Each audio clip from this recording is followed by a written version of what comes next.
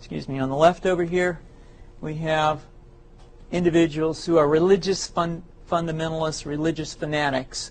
And this is the expression, RT-PCR, real-time PCR expression of the VMAT2 gene.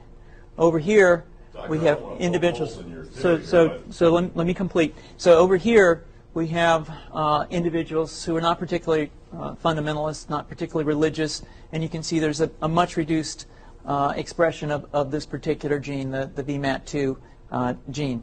Another evidence that supports our hypothesis for the development of this approach.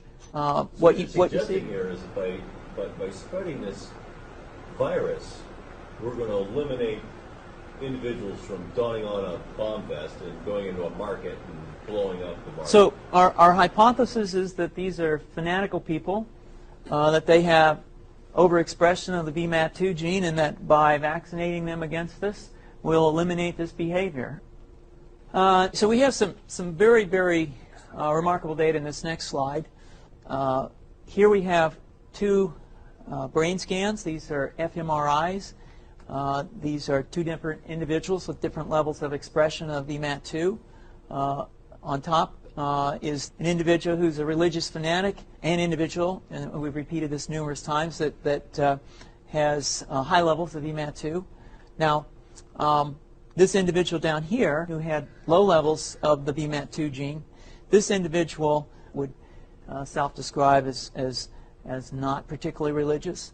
In each case, these individuals were read a religious text. This individual lit up the right middle frontal gyrus, shown here, and that's a part of the brain that's associated with theory of mind.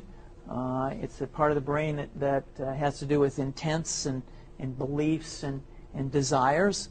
In marked contrast, here's an individual who would not particularly self-describe as religious, and when they're read a religious text, what you see is that this part of the brain called the anterior insula lights up. This is a part of the brain that's associated with disgust or displeasure on hearing something. So you're suggesting I take a CT scan with me when I'm evaluating people to determine whether I put a bullet in their head?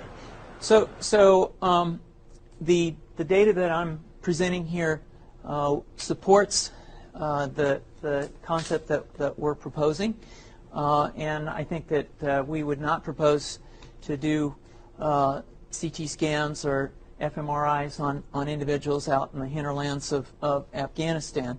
The virus would immunize against this VMAT2 gene, and that would have the effect that you see here, which is it's essentially to turn a fanatic into a normal person. And we think that will have major effects in the Middle East. How would you suggest that this is going to be dispersed? Aerosol?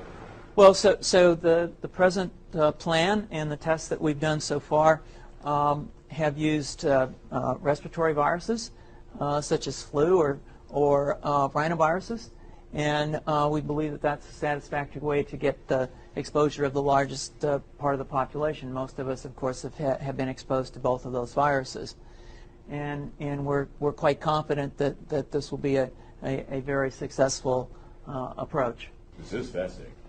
What's the name of this proposal?